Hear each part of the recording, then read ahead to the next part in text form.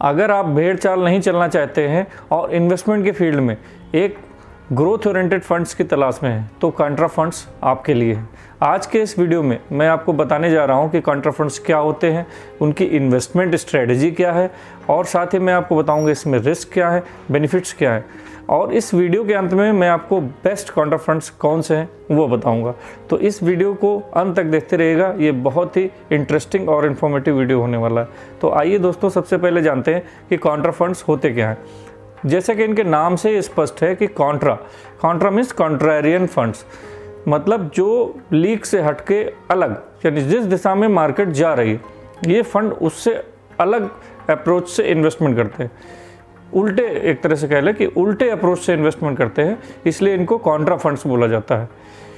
तो इसमें क्या होता है कि फंड मैनेजर ऐसे फंड्स की तलाश करता है जो अभी अच्छे से परफॉर्म नहीं कर रहे हैं, यानी अंडर परफॉर्मिंग फंड्स पे बेट लगाता है और ये आपके लिए बढ़िया से रिसर्च करके देखता है कि कौन सी कंपनियां हैं जो एक्सटर्नल मार्केट कंडीशंस के कारण आज के दिन में तो अच्छा परफॉर्म नहीं कर रही हैं, लेकिन उनकी जो अंदर की स्थिति है वो बहुत मजबूत है और उनका जो फ्यूचर का पोटेंशियल है भविष्य का वो बहुत अच्छा है। आप एग्जांपल के लिए पीएनबी का भी देख सकते हैं। क्या पीएनबी बैंक आपको लगता है डूब जाएगी? लेकिन अगर आज उसके शेयर की वैल्यू हम 4-5 साल पहले के शेयर के प्राइस से देखें तो एकदम से गिर गया। एक अफवाह आई और अफवाह क्या वो हकीकत थी। नीरव मोदी वाली घटना के बाद आपने ऑब्जर्व किया होगा कि उसके शेयर प्राइस बहुत तेज़ी से गिरे, लेकिन वो बैंक अच्छा परफॉर्म कर रही, मगर उसके बावजूद उसके शेयर्स बहुत तेज़ी से गिर गए। तो आप उसमें एक बेट लगा सकते हैं कि मैं इसमें इन्वेस्ट करूंगा ये, क्योंकि ये आज बहुत सस्ते में है, बहुत नीचे इसका प्राइस है और ये आगे चल के बहुत अच्छे ग्रोथ करेगा ही करेगा, ऐसा आप मान के चलिए।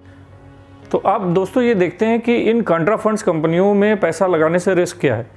तो सीधी सी बात है, पहला रिस्क तो यही है कि आज ये कंपनी परफॉर्म नहीं कर रही है, किन्हीं कारणों से ही नहीं कर रहे हैं, लेकिन क्या इस बात की कोई गारंटी है कि फ्यूचर में परफॉर्म करेंगी ही करेंगी?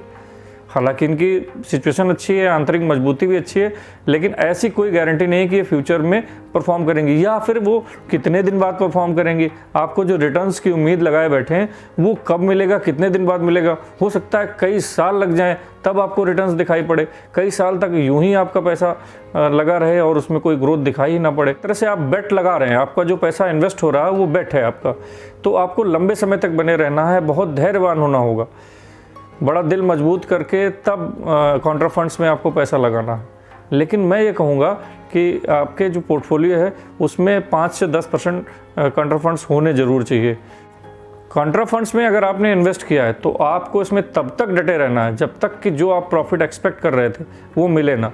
तो यही इसका एक तरह से कह सकते हैं कि रिस्क है कि जो अनसर्टेनिटी है और फिर आप उन घोड़ों में पैसा लगा रहे हैं जो रेस हारे हुए से दिख रहे हैं, पीछे चल रहे हैं, आगे नहीं है आज मार्केट में, तो उनका फ्यूचर कुछ क्लियर नहीं है। भले ही हमने रिसर्च करके पता लगा लिया, फिर भी रिस्क जो है ये फंड बहुत ही हाई रिस्क कैटेगरी में आते हैं।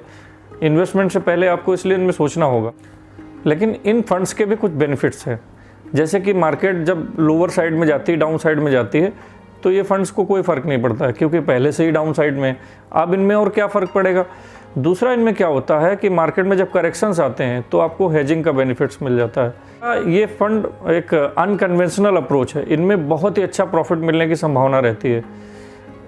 आप जो है बहुत कम दामों पे ख़रीदते हैं और फिर जब मार्केट इनमें उछाल आता है तो ये बहुत ही हाई प्राइस में जा कर के ट्रेड करते हैं और बहुत ही अच्छा प्रॉफिट आपको ला के देते हैं।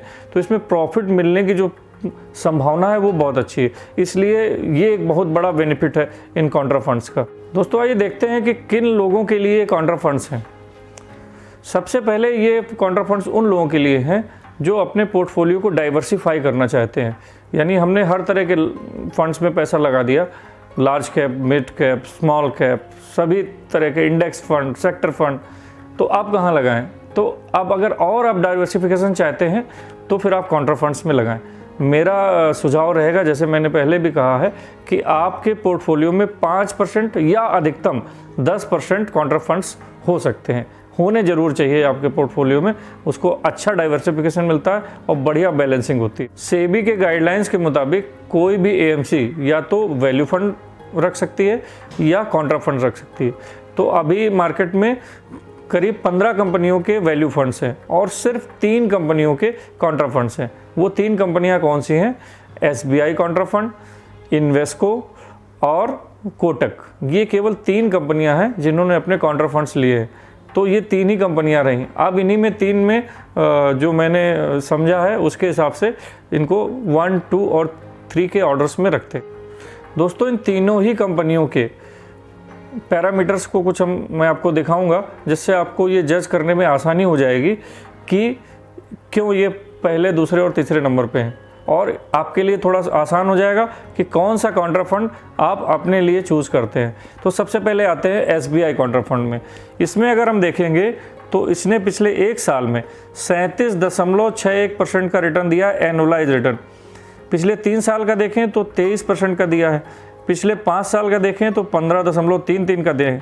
और सिंस इंसेप्शन, यानी कि जब से ये फंड शुरू हुआ है तब से आज तक का देखें तो 18.55% का रिटर्न इस फंड ने दिया है। इस फंड का जो AUM है, यानी एसेट अंडर मैनेजमेंट, वो 4,209 करोड़ है। नंबर 2 पर है Kotak India EQ Contra fund. आइए ज़रा देखते हैं इसके parameters. Kotak India EQ fund ने 1 साल में 23.09% का रिटर्न दिया है, 3 साल में 17.83% का रिटर्न दिया है, 5 साल में 16.72% का रिटर्न दिया है, और जब से ये फंड शुरू हुआ है तब से 15.89% का रिटर्न दिया है। इसका AUM 1255 करोड़ रुपए है। Kotak India EQ Contra fund में आप मिनिमम 5,000 रुपये महीने से स्टार्ट कर सकते हैं जब लमसम निवेश की बात आती है। जब SIP की बात आ सकती है तो आप 1,000 रुपये मिनिमम से SIP शुरू कर सकते हैं। अब नंबर 3 पे आता है इन्वेस्को इंडिया कॉन्ट्रा फंड। आइए ज़रा इसके पैरामीटर्स पे नज़र डालते हैं। इसका 1 साल का रिटर्न है 21.99%, 3 साल का रिटर्न है 16.43%, 5 साल का रिटर्न है 14.32%, और जब से ये फंड शुरू हुआ है सिंस इंसेप्शन 14.34% का रिटर्न दिया है। इसका AUM है 8,726 करोड़, यानी काफ़ी अच्छा फंड है। और जब इसमें लमसम है तो इसमें मिनिमम 1,000 रुपये लमसम से भी शुरू कर सकते हैं और 500 रुपये की मिनिमम SIP से भी आप शुरू कर सकते हैं। तो कॉन्ट्रा फंड में दोस्तों आपके पास सिर्फ 3 विकल्प है, लेकिन इससे आसानी भी हो जाती है कि आप कंफ्यूज नहीं होते हैं। 3 में से कोई एक चुनना है। इनके पैरामीटर्स मैंने आपको बता दिए। अगर आपके पोर्टफोलियो में कॉन्ट्रा फंड नहीं है तो आप इसे तुरंत शुरू करें, क्योंकि ये लॉन्ग टर्म और अनिश्चित फंड होता है। इसलिए मेरा व्यक्तिगत रिकमेंडेशन रहेगा कि आप इसमें SIP के थ्रू इन्वेस्टमेंट स्टार्ट करें और मिनिमम 10 साल के लिए स्टार्ट करें। ये बहुत ही अच्छा रिटर्न देने वाला है और आपके पोर्टफोलियो को बहुत बढ़िया बैलेंसिंग भी करेगा। दोस्तों, कॉन्ट्रा फंड्स के लिए आज इतना ही। आपको ये वीडियो कैसा लगा ये मुझे कमेंट्स करके नीचे ज़रूर बताइए। आप किस और टॉपिक पे अगला वीडियो चाहते हैं तो वो भी मुझे कमेंट करके बताइए। अगर ये अच्छा लगा है तो अपने दोस्तों को शेयर भी कीजिए। और आखिर में, अगर चैनल में नए हैं तो सब्सक्राइब और वो बेल आइकन ज़रूर दबाइए। दोस्तों, आपने मुझे इतने ध्यान से सुना, उसके लिए आप सबका बहुत बहुत धन्यवाद। इसी के साथ मैं अनुराग त्रिवेदी आप सबसे विदा लेता हूँ। नमस्कार।